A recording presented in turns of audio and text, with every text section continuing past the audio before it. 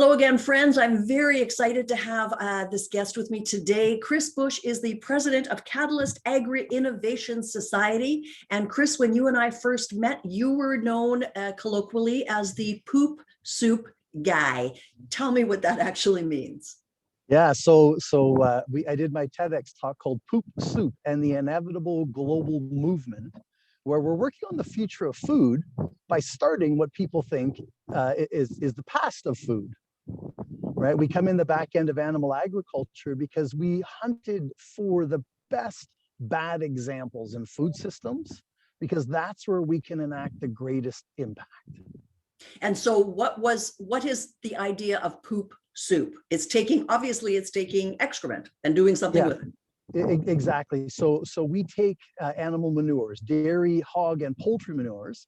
There's about 2,400 tons produced in the city of Abbotsford alone every single day.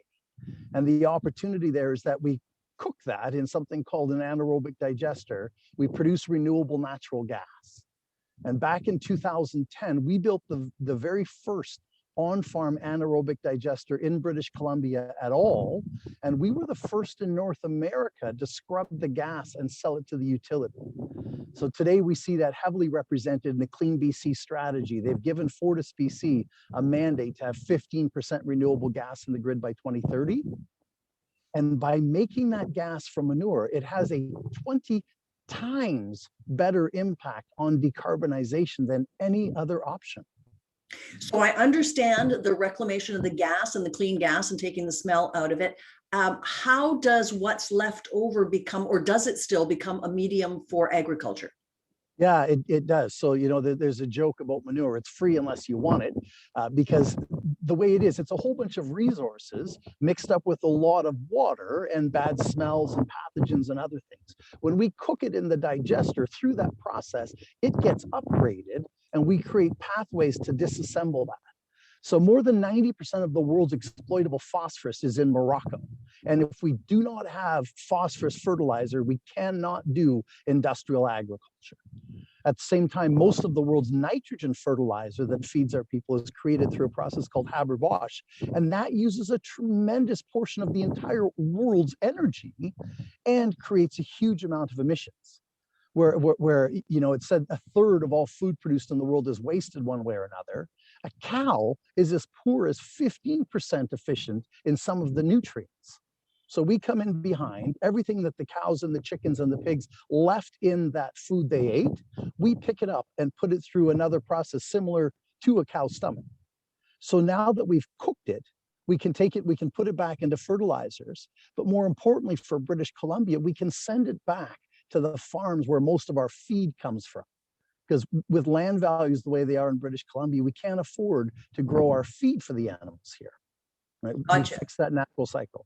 Okay, so where you are right now with the Catalyst Agri-Innovation Society, you're kind of at the nexus of agriculture, food production, environmental reclamation, and clean power. Is that about sum it up?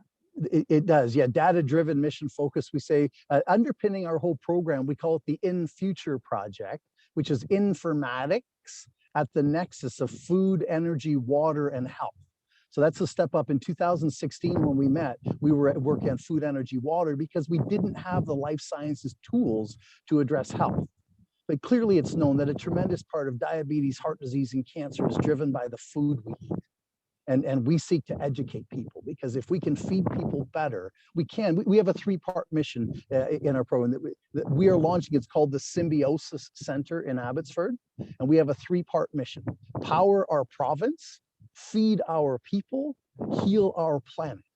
And we'll do that through education, paying for food security with energy revenue. Fantastic. So is that essentially the circular bioeconomy that you reference? It is, yeah, because there's no such thing as waste in the physical world, only resources used in wasteful ways. And again, if we'll use the brilliant tools that are being developed, focus them on things where people don't think, people don't think of farming typically as being cutting edge life sciences, but really that is where we need to go, and we are moving that direction. So since you and I first met a number of years ago, it appears that these initiatives that you are driving are starting to attract a lot of investment, a lot of funding, which really is what you need to make it go, right? You can't build these condensers or cookers out of Right. what you've got in your back pocket, right? So tell me a bit about the support you're getting. Yeah. So again, working on that energy path, having a 20-year contract from Fortis BC for the gas, we've created a new community contribution corporation that dedicates all of the profits to actually attack the problems. Because these technologies are mature. Anaerobic digestion started industrially in the Second World War, right? There's 9,000 in Germany alone, but there's 53 in Canada, right? So in 2016 when we met, I talked about duckweed, a phytoremediation, a plant that we can use to turn things around. Right after that, we were at Stanford University, and I was introduced to synthetic biology. We're hearing all about plant-based meats and cellular-based agriculture, all of those things, right? We discovered that we can use microbes to turn methane, the gas that we make, and the nutrients that we make from the fertilizer. We can put those into reactors, and we can feed so many more, right? An example I hold up often, a company called Callista. They ferment methane. So they take natural gas and they make protein from it. And they will tell you that they can replace the annual protein production of 3,000 acres of corn with a 1 cubic meter reactor, if you've seen those industrial totes, and there's no environmental losses at all, right? And we're on a synthetic biology call today, a group out of the States called SynBioBeta, where we're talking about all of these things, how we can use, again, life sciences, using microbes to feed our future. I say to think really big in the future of food, we have to think very small, down to the microbes. So are we going to see an end to cattle and beef production as a food source? Is that what you're seeing in the near future? Some are saying that, and we're living in a cancel culture. The reality is we do need to eat, right? And by just stopping something we're doing isn't the right answer. We need to move forward intelligently, right? And one of the challenges, there's so much information noise. That's why we're really driving this through informatics. Let's get the details. Let's really understand the realities, not just react to propaganda, right? So yes, certainly the future of food will be different, right? It takes 15 kilo of feed to get a kilo of beef, right? That's not efficient if you're doing it in a feedlot type setting, right? And people don't understand the difference. Cattle grazing on the hills, wonderful. Grass-fed beef, that's very natural, can be quite healthy, and in very small quantities, really good for us. But when you've got your plate with 4/5 of it being a slab of meat that came from a feedlot, that's not helping us. It's not good for us. There seems to be an appetite, if you'll pardon the pun, there's an appetite for alternatives to meat. I mean, over the last, again, if we're talking about the time that you and I have known each other, over that period of time, the number of products on the market and the number of QSR, so quick serve restaurant products that are all beef alternatives is astounding. So I think the appetite is there for what you're proposing. Yeah. Yeah. Interesting. We're living in a time of multiple exponentially accelerating technologies, right? And these things are coming together in ways people never imagined, right? We're doing a project now using advanced GIS mapping and a number of other tools to locate where all of the animals are in relation to aquifers and then infrastructure so that we can choose optimized places. Our work is all about optimization, right? Getting the most you can. My 8 years in telecom, I did mobile asset management, mobile information management. I helped companies get more from the things they already had. And I took that, moved it into agriculture because, again, there's so much room for growth here. So, Chris, one of the things I've always really admired about you is your unbridled enthusiasm. Which piece of this, because this is a huge task, which piece of this really turns your crank? Yeah, really education, right? That's the key, and getting personal. At 25 years old, I was a disaster.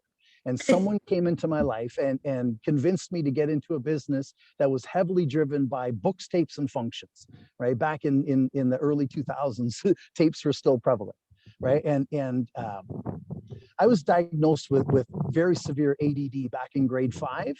And in 78 or 77, whatever it was, they didn't really understand it well, right? And my teacher refused to have me in the class if I wasn't medicated. and I couldn't function on the medication. So I went from grade 5 to 25 years old thinking I was broken. And when someone presented me to an opportunity, put these tools in my hands, I read that, I'm not broken, I'm just different. And through my time, I've been able to come around, as my wife says, I need professional help. Come around folks such as yourself to find that talent that was inside, but really bring it to the forefront, to turn it into something that's an effective tool. Right. That's my goal, is to educate people, because I don't want anybody to think that they're stuck. Right. I don't want anyone to think that they're a victim. I want them to know that they have the ability. Use the tools around you, change your life, change your world. So it's interesting, because the story of your life of repurposing what you thought was a problem is a really apt metaphor for what you're doing with, essentially, with poop. Yeah, it is. Yeah. Yeah. The Return of the Rag Picker, wonderful book, right? That I wasn't junk. I just didn't understand. Right. And it is my hope, like I say, because nothing is waste, and it's never too late. I hear from, oh, it's too late for this or that. I work in poop. That's about as late as someone can imagine in the cycle of things. Right. But we take it apart and build it back into something great. It has so much potential. I love the concept. I love the fact that you are pursuing it hammer and tong and just going after it in so many different ways. And I wish you all the very best of success with this, because I think you certainly have, Christopher Bush, the potential to change our world. And I thank you for that. I'm glad. And again, so grateful to you, the wonderful help, the service you brought me in making me better. Aw, shucks. Thanks so All much. true. Be blessed. Cheers. Thank you. Thank you.